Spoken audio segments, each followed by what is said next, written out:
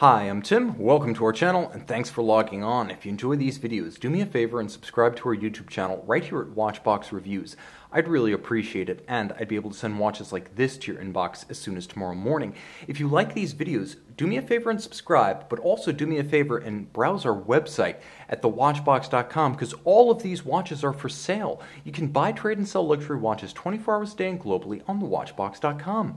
Today we're discussing the Devon Tread 2 Nightmare, part of the second series of watches from the California watch brand. The Tread 1 launched at Bezel 2010, and it blew people's minds. With its size, its price, its attitude, and its American spirit, it was way off the beaten path, but it even won recognition with a GPHG nomination. But it wasn't an everyday watch, and firm proprietor Scott Devon, also the creative force behind these watches, said that the Tread 1 is not an everyday watch. You wouldn't wear it into a board meeting. The Tread 2, on the other hand, is the everyday watch, the first everyday watch from Devon, and a chronograph. The timepiece is also more wearable than the billboard-sized and, well, billboard-inspired Tread 1. The timepiece is 41.5 millimeters from what would conventionally be 3 to 9, but you have to include the hardware on the case flank that does broaden the case considerably. It's 15 millimeters thick, so not bad. It won't fit underneath the tightest of dress sleeves, but it will fit underneath a jacket cuff. Printed literature handed out described the size of the case as 44 by 42. Well, 42 isn't a bad measurement across the case, but 44 isn't even close to reality lug-to-lug, where the watch has a measurement of 56.5 millimeters, but it doesn't wear that way. An IWC Big Pilot is 56 plus lug-to-lug. I can't wear that. I can wear this. So think of it as a wonderfully curved tonneau with camber built in that tapers around your wrist rather than flares out. It's designed to work well on a small wrist, and you can see my wrist at 16 centimeters wears it well. I would say you could probably wear this watch on a wrist as small as 14 to 14.5 centimeters circumference. It does fit quite well, and the shape of the black DLC stainless steel case is a big part of the equation. You'll also note that the strap is a substantial custom-made piece. It's flush to the case. These brackets that are fitted to each side help to stabilize the strap. It's flush to the lugs on both sides, so the look is highly integrated. The Nightmare, the subsidiary nomenclature to this Tread 2 model, is all blacked out, so it has a little bit of the monolithic look of the famed icon from 2001, A Space Odyssey, but it's not quite as stark. The strap is all of calfskin, very comfortable. It's just as comfortable and of high quality on the underside. Everything that touches the skin is impressive. These straps are durable, they're comfortable, they're substantial, and they nicely match the swell of the lugs thanks to robust bolstering as they approach the case. The pin buckle is another custom piece, as you can see. Black DLC coated steel, Devon branded, no default designs, no off-the-shelf parts.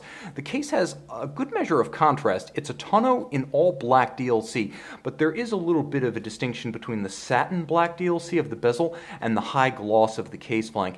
You'll also note that the bezel itself, if you look at it carefully at an angle, you can see it has facets as well as curves to it. It's a faceted and curved structure. In some respects, different shape but same idea. This is what you'll see on the bezel of an Audemars Piguet Royal Oak. Now, the bezel bolts are functional components of the case. They do help to hold the thing together while at the same time looking awesome. Prototypes originally envisioned a unitary bezel with absolutely no distinction, no striations, no bolts, no details other than a large flat plane. This was rejected as basically uninteresting and ugly. Therefore, the bolts, functional but also technically cool, are present and correct, and each one has a gloss black finish to contrast nicely with the matte or satin finished DLC of the bezel. The timepiece features a sapphire crystal. The original Tread 1 had an enormous polycarbonate crystal because as large as it was, as broad, as flat on the tops and cambered on the flanks as it was, it would have been a shatter wrist on the original Tread 1. A shatter wrist there, but not a shatter wrist here. You can see the sapphire now offering a measure of scratch resistance that the Tread 1 did not have. It's also the first water-resistant tread. The first tread was moisture and dust resistant only. This one's actually rated to 1 ATM, so still not a swimmable watch, but at least you're safe if you get caught out in the rain or you splash yourself while washing your hands. The compound control at 3 o'clock was inspired by the combat knives, of which Scott Devon is an admirer, and you can see it's got a little bit of that drilled through minimalist metal look, as well as a sharp pointed end. Now you can turn off constant seconds by holding the trigger down. There is also a pusher that you can use to put the watch in power saving mode or put it in setting mode. You'll note that when you put it in power saving mode, it has a microprocessor with a memory internally, so it knows what time it is even if it's not running, and it'll maintain that memory for 3 to 4 weeks if it's not in operation. If you look next to the index, and this is the index, right next to the belt, you'll see that it moves from 1 to 0 as power discharges, so when it's off, it gives you a power reserve reading, and you can see right now it's at about 90%. Inside, there is a microprocessor that helps to keep the belts aligned, working in conjunction with optical sensors that know precisely where the belts are. That's how you always get the minutes or the seconds perfectly aligned between index and belts. The watch actually knows where the belt is thanks to the sensors. 2 motors, because this is the nightmare. The internals of the watch are also blacked out, not just the belts, not just the case. 2 motors, all high torque pivots use unlubricated ruby rollers for longevity and for efficiency. The belts themselves are nylon, 2 1/1000ths of an inch thick and reinforced with fiberglass, much like the Gates timing belts in a Ferrari engine, for example. 2 motors, 2 sensors, 2 belts on this watch versus 4 on the original Tread. That accounts for the difference in pricing. I should also mention that the quartz oscillator that actually performs the timekeeping in the watch is exceptionally thermocompensated, so it's able to maintain 1/2 second per day, or about 15 seconds per month, even when time is ordinarily going to be in error on a conventional quartz watch, very hot or very cold conditions, because of the thermocompensated circuit, which super premium quartz movements have. This one's able to keep good time in any weather, and it should, as Devon itself is based in Southern California, down in Pasadena, where things can get quite hot. On the case back, you can see it's the Tread 2 with Nightmare ghosted over the base plate. You'll note made in California. This is not Apple designed in California. It's actually made there. They have their own staff of watchmakers making 1,000 to 1,500 watches a year, very low production, comparable to Moser in Switzerland. About 2/3 are Tread 2s, 1/3 Tread 1s. The nomenclature continues in the serial number, which has an alphanumeric layout. N is for Nightmare, so that's the variant of the Tread 2, and 12 is the number made. So this is Tread 2 Nightmare number 12. What's underneath is actually a charging plate, wireless inductive charging. There's a little stand that comes with the watch. You put it on the stand, it charges wirelessly. You can get a useful charge in 2 to 3 hours, but from fully exhausted to completely topped off would normally take 8 hours. The good news is, if you use constant seconds mode, it'll still last about 7 days. If you turn off constant seconds mode, you'll get about 14 days out of it. The lithium polymer battery only needs to be replaced every 4 years or so when the watch goes in for service, and Devon service is a pleasure. Your watch typically gets turned around in 2 to 3 weeks. I love the American manufacturing, the American sourcing of components. Most of this stuff comes from the aerospace industry. The belts themselves were used on older analog displays, for example, in Boeing cockpits when we had analog pre-glass cockpit flight decks. These belts were actually part of the display system, and the motors that are used are taken from medical devices. They're actually medical device pump motors, so life and death depends on the longevity and durability of these motors.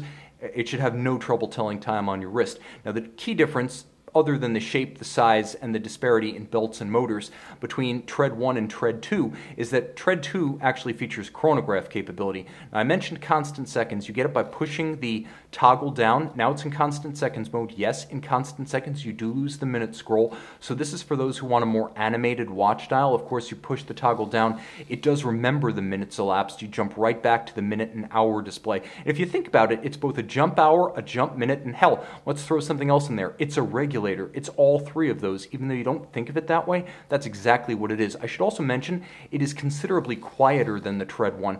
Even when it's in constant seconds mode, the sound made by the steppers now considerably more muted in the Tread 1, which was almost insanely loud as any watch I'd ever encountered that wasn't a minute repeater. Now, I should mention that the timepiece, in addition to the constant seconds mode, the power reserve mode, the time with minutes, also has a chronograph function in general.